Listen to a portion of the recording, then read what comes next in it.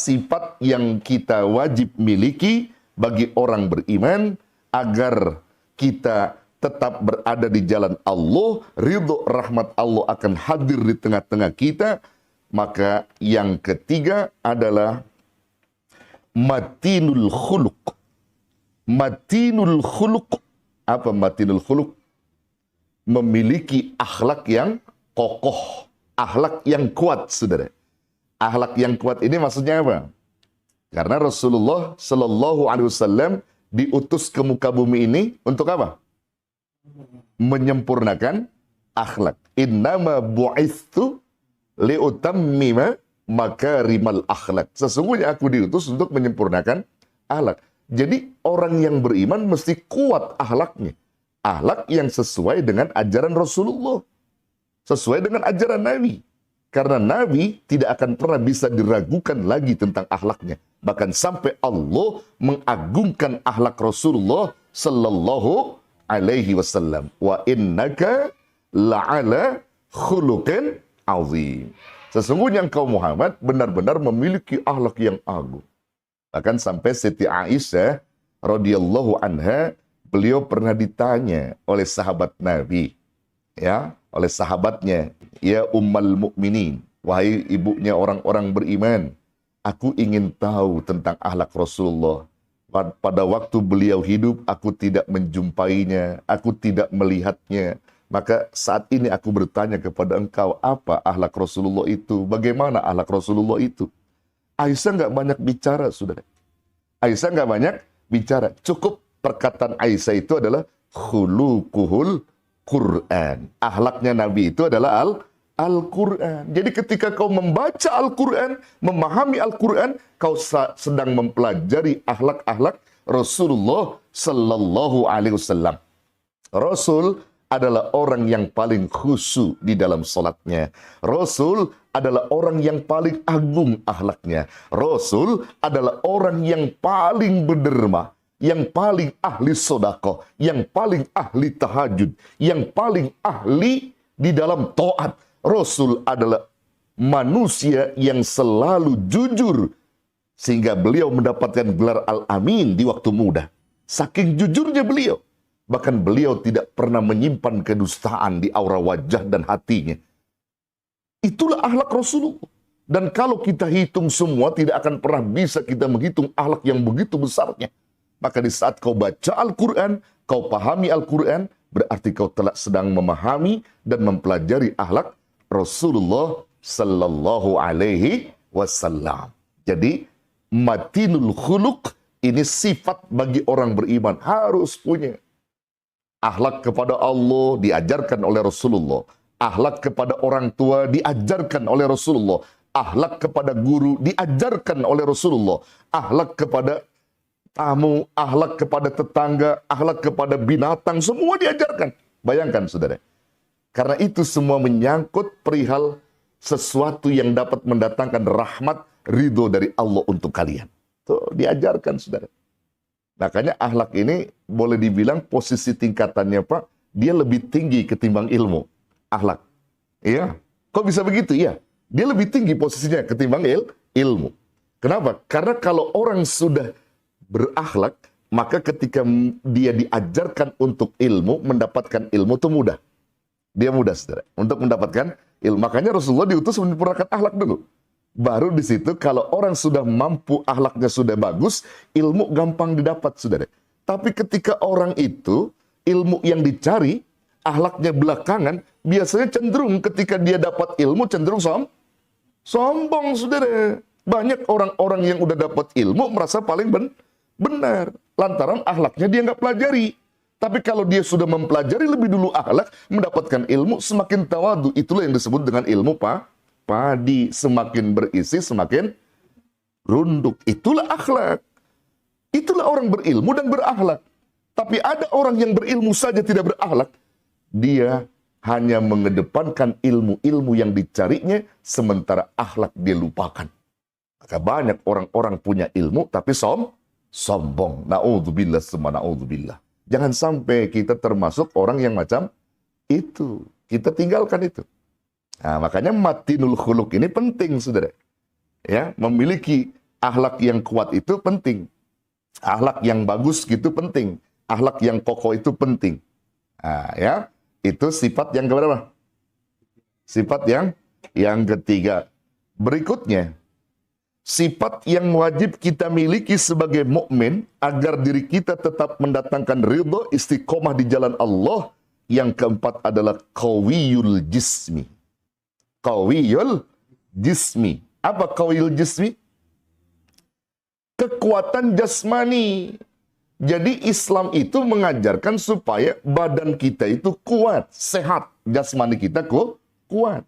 Jadi bukan hanya Islam mengajarkan ilmu dan iman saja dan akhlak, tapi juga jisim kita juga dijaga di sini. Rasulullah mengajarkan kita. Rasulullah mencintai olahraga, saudara. Olahraga sunnah Rasulullah apa yang menjadi sunnah? Memanah, itu olahraga sunnah. Kemudian apa lagi? Berkuda sunnah. Kemudian apa lagi? Berenang. Itu juga termasuk olahraga Rasulullah. Itu sunnah. Dan banyak lagi olahraga-olahraga lainnya yang disunahkan Rasulullah SAW. Itu artinya Rasulullah ingin supaya umatnya itu sehat. Jogging, lari kecil. Sunnah bukan? Sunnah. Rasulullah setiap waktu subuh dengan istrinya selalu berlari kecil. Sunnah, saudara. Makanya antum kalau habis sholat subuh, lari-larilah. Lari kecil. Dari musola, kemudian pulang ke rumah, lari kecil. Nah, itu sunnah. Kalau sama istri, gitu, boleh antum tuh candain, gitu. Canda, atau istri bercanda dengan antum. Bang, dari musola ini kita balap lari yuk, Bang.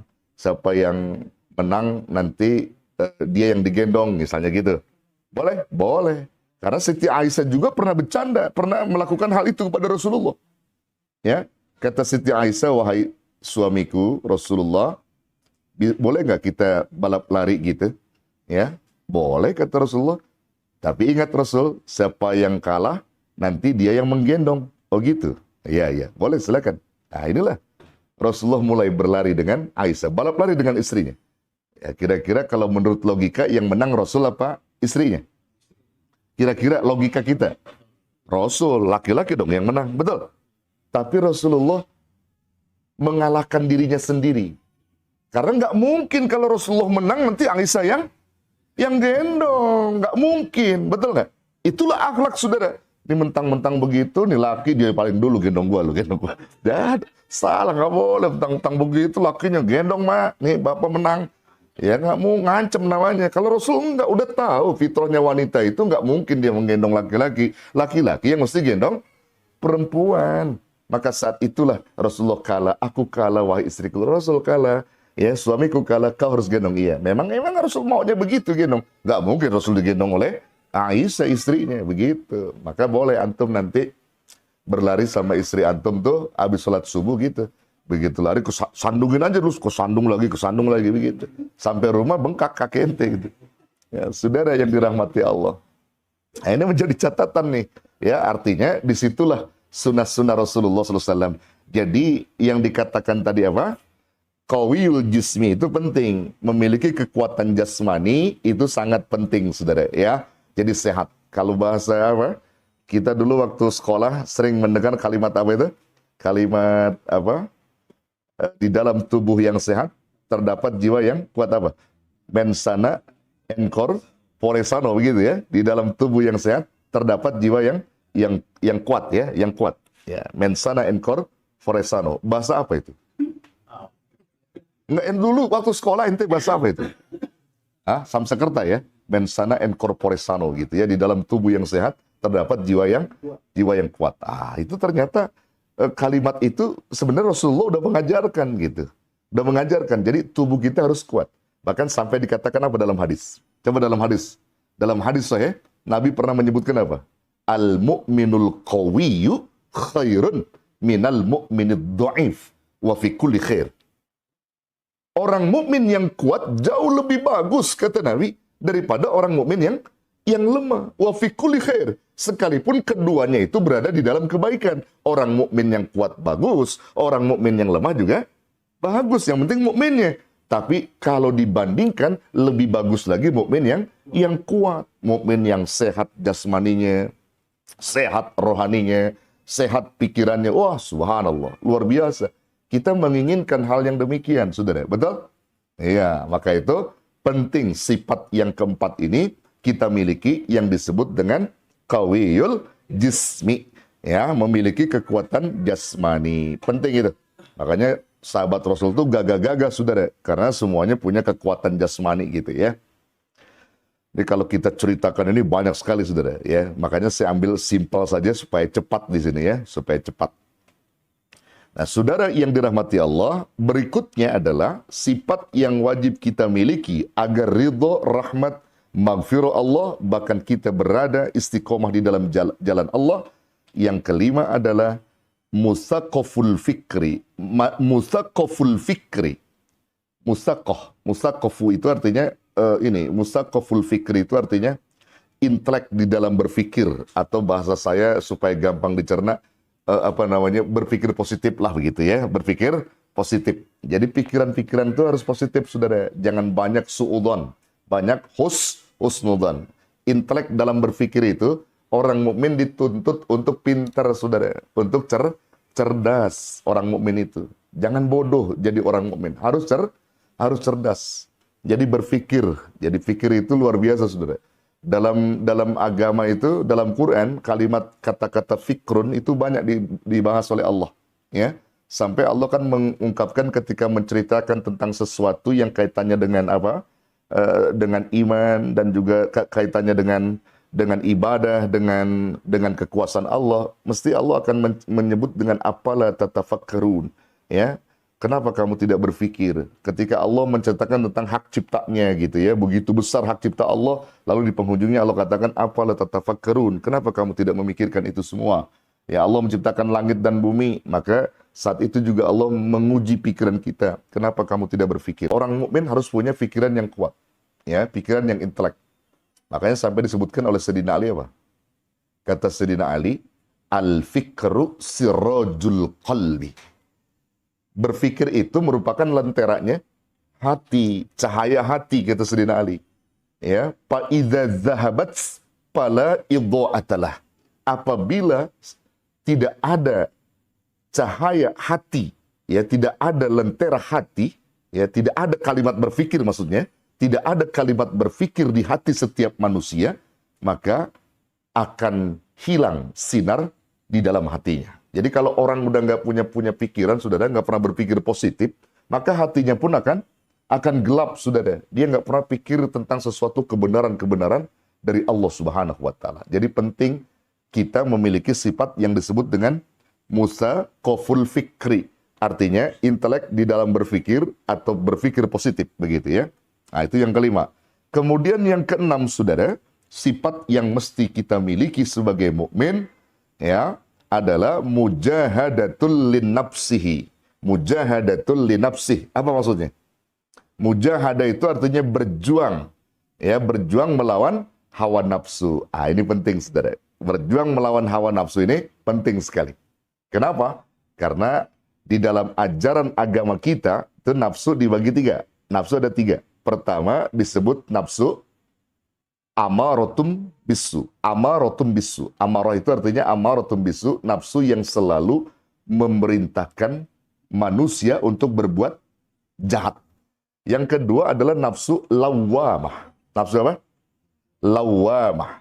Nafsu lawamah ini adalah nafsu penyesalan diri. Dan ini muslim harus ada. Mukmin harus ada nafsu lawamah. Muslim harus ada nafsu lawamah. Nah, nanti nafsu yang paling tinggi itu disebut Allah apa? Nafsul mutmainnah, itu yang paling tinggi. Kalau dia sudah punya nafsu lawamah, insya Allah nafsu mutmainnah akan dia dapat begitu. Nah, nafsu lawamah ini artinya, saudara, nafsu yang seringkali manusia itu berada di dalam kebatilan, kemudian kesalahan, setelah itu dia mengakui kesalahan lalu menyesal. Ah, itu penting. Menjadi masalah adalah ketika orang melakukan perbuatan dosa nggak pernah nyesel. Itu jadi masalah. Berarti nggak ada nafsu lawamah. Yang ketujuh sekarang yang wajib dimiliki oleh kita adalah hariusun ala waqtih. Hariusun ala waqtih. Apa itu hariusun ala waqtih? Pandai menjaga waktu. Ah, ini penting sekali. Makanya Allah bersumpah atas nama waktu itu. Wal asri, wad duha, wal lail. Itu artinya apa? Waktu-waktu itu penting, saudara. Maka kalau orang sudah bisa menjaga waktu-waktunya, insya Allah dia akan berkah. Wal asri, demi masa. Innal insana lafi khusr. Sesungguhnya manusia benar-benar berada di dalam kerugian. Illal ladzina amanu wa amilus salihat. Kecuali orang yang tidak rugi adalah orang beriman dan beramal saleh, wattawassaw bil haqq, wattawassaw bis sabr. Dia yang selalu menasihati dalam kebenaran dan menasihati di dalam kesabaran. Itu semua. Jadi cerdas dalam menjaga waktu ini, pandai menjaga waktu ini merupakan sifat seorang mukmin, insya Allah. Kemudian yang kedelapan, munadhamun fi sunih. Munadhamun fi sunih artinya teratur dalam satu urusan. Jadi teratur dalam urusan yang satu kepada urusan yang lain. Itu dalam surah Al-Insyirah itu disebutkan apa? Fa idza faragta fansab wa ila rabbika farghab. Fa idza faragta fansab. Ya, faida faragta fansab. Apabila kamu telah selesai dengan satu urusan, maka kamu akan kembali kerjakan pada urusan yang lain. Maksudnya urusan yang positif udah beres, lakukan urusan positif yang berikutnya. Apabila kamu sudah selesai sholat, berdoalah kamu. Dan seterusnya dan seterusnya. Itu artinya harapan dari Allah untuk kalian. Jadi kalian kalau sudah melakukan satu perbuatan yang baik, jangan menurun perbuatan itu kepada yang jelek. Maka ikuti perbuatan baik itu pada perbuatan baik selanjutnya. Itu yang disebut kita selalu apa? Ya, teratur di dalam mengatur waktu-waktu kita. Subhanallah. Dalam urusan maksudnya, dalam urusan-urusan kita itu teratur. Itu yang ke-8. Yang ke-9, sifat seorang mukmin yang harus ada sama kita adalah qadirun alal kasbi. Apa qadirun alal kasbi? Ya, qadirun alal kasbi itu artinya memiliki kemampuan usaha sendiri. Orang mukmin itu nggak cengeng, Pak. Harus punya keterampilan orang mukmin itu. Ya, kasab, punya usaha sendiri ya, punya usaha sendiri. Sehingga nggak ada ketergantungan pada orang lain. Kalaupun dia bekerja itu bagus ya, tapi juga dia harus punya skill di situ. Apa skillnya? Apakah dia punya kemampuan apa gitu ya? Lalu yang bisa dia kembangkan untuk mencari karunia Allah. Kemudian yang ke-10, yang terakhir, yang wajib dimiliki oleh seorang mukmin, sifat itu adalah nafi'un li ghairih. Nafi'un li ghairih, bermanfaat untuk orang lain. Itu penting. Khairun nas anfa'uhum linnas. Sebaik-baik manusia adalah mereka yang bermanfaat untuk manusia lain. Jadi manusia itu berguna, saudara. Jangan nggak berguna. Maka ada istilah orang sekarang apa? Janganlah kamu menjadi sampah masyarakat. Jangan sampai, Pak, sampah masyarakat itu. Kita dengar sampahnya aja udah bau ya. Disebut masyarakatnya lagi banyak berarti ya. Jadi jadilah orang-orang yang bermanfaat untuk orang lain. Kau punya ilmu, terapkan ilmumu pada orang lain. Kau punya kecerdasan otak, ajarkan orang lain. Kau punya kemampuan apapun, yang penting bermanfaat hidupmu untuk orang banyak. Dan itu merupakan jariah kamu di saat nanti berjumpa dengan Allah. 10 sifat yang kita miliki sebagai mukmin agar diri kita istiqomah di jalannya, ridho, rahmat, maghfirah, barakah yang akan selalu diturunkan Allah Subhanahu wa ta'ala kepada orang yang memiliki 10 sifat yang disebutkan di dalam Quran dan As-Sunnah itu. Wallahu a'lam bissawab.